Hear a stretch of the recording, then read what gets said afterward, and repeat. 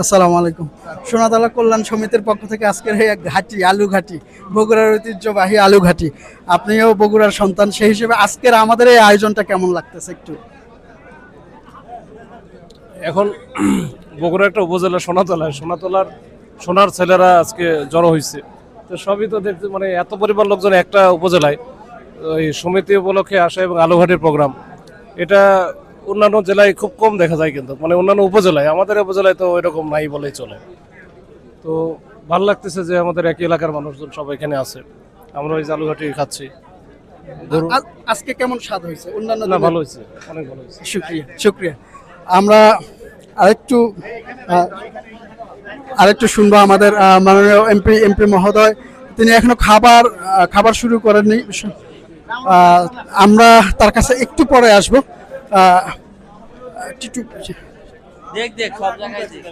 হ্যাঁ, উনি তো মানে খাচ্ছেন না খাবার।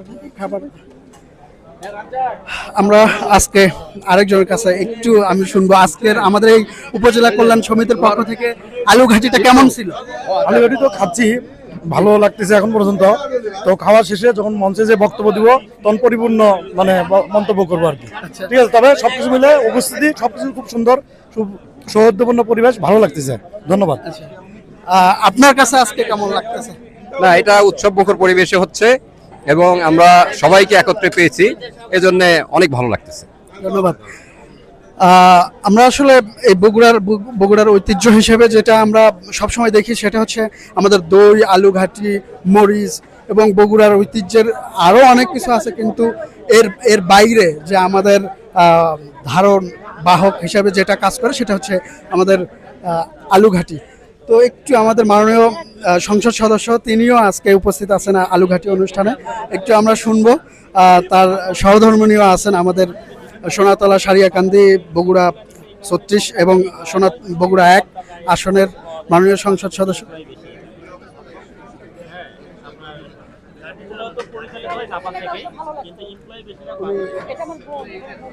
হ্যাঁ, সমস্যা।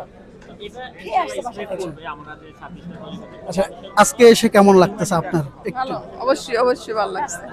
দেশের লোক ভালো লাগবে না? সোনাতলার লোক আর সারিয়াকান্দির লোকের কি আজকে খেয়েছেন? সব আমি খেয়েছি, অবশ্যই খেয়েছি না, একটু আগে খেয়ে আলুঘাটি কি কখনো এর আগে খাওয়া হয়েছে? অবশ্যই বগুড়ার লোক আলুঘাটি খাবো না? আপনি কি আলুঘাটি বানাতে পারেন? অবশ্যই পারবো না, কেন রান্না করা পাবো না? মহিলা মানুষ, আমরা সব পারি। তারপরে আজকে কেমন লাগছে সব মিলে? হ্যাঁ, ভালো, সুন্দর, অনেক সুন্দর। ধন্যবাদ।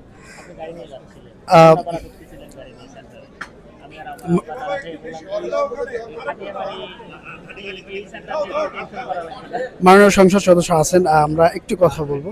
আজকের এই অনুষ্ঠানে আপনি আসছেন, আমরা কৃতজ্ঞ। আলু ঘাটি যদি আপনি এখন পর্যন্ত খাননি, তারপরে অনুষ্ঠান কেমন লাগতেছে এবং আলু ঘাটি কেমন লাগে? আলু ঘাটি সবসময় ভালো, আলু ঘাটি প্রোডাক্ট পাই বগুড়া। হ্যাঁ, তারপরে তো আলু ঘাটের সবসময় আমার খাইতে হয়, বগুড়া গেলেই আলু ঘাটের মধ্যেই থাকি। একটু মানে টেকনিক্যাল প্রবলেমের জন্য খাইতেছি না, পেটের একটু সমস্যা আছে। ঘ্রাণ কেমন লাগতেছে? ঘ্রাণ কি খেতে ইচ্ছা করতেছে? হ্যাঁ, এটা আলু ঘাটি তো এই যে মানুষ, এই যে সব বড় বড় মহারথীরা আসছে, সব তো আলু ঘাটির ঘ্রাণ শোনার জন্য আসছে। ধন্যবাদ।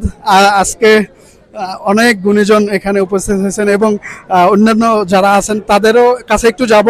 রনি, এদিকে আসো, একটু দেখি শুনি কার কেমন অভিজ্ঞতা। কোথায়?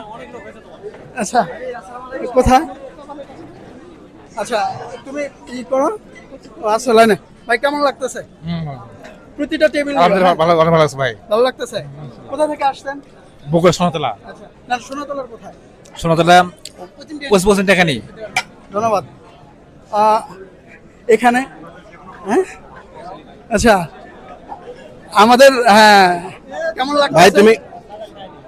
আলহামদুলিল্লাহ, এই অনুষ্ঠানের সমস্ত কমিটিগণ, আমার ছোট ভাই ব্রাদারেরা, তাদের জন্য আমরা এইভাবে যেন প্রতি বছর ওরা এইভাবে অনুষ্ঠানটা করতে পারে, আমরা সিনিয়ররা যারা আমরা গ্রাম থেকে এসেছি, আমরা বগুড়ার ঝোল, আমরা আলুঘাটি পছন্দ করি। এই জন্য আমরা গ্রাম বাংলা থেকে আমরা এনামুল ভাইয়ের আলুঘাটি খাওয়ার জন্য আমরা ঢাকায় আসছি। আমাদের ধন্যবাদ। আমাদের এই আলুঘাটির যারা আয়োজন করেছে সবাইকে যেন আল্লাহ তাআলা তৌফিক দান করে। আচ্ছা, আমরা আরেকটা টেবিলে যাই, একটু ওই সাইডে, এই সাইডে আরেকটা টেবিলে। এখানে খাবার আসেনি, হয়তো একটু দেরি হবে। আচ্ছা, আপনারা খাচ্ছেন, খাননি এখনো খাননি? খাবার পেলে আমি আসবো। এখানে